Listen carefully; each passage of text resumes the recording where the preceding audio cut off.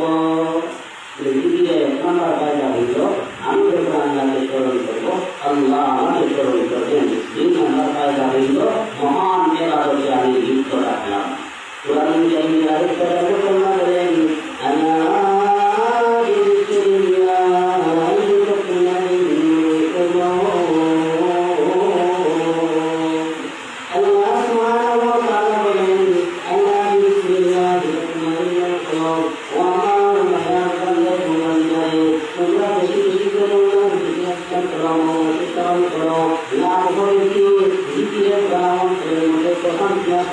সর্বপ্রকারের অশান্তিকে ভুলে দেবে।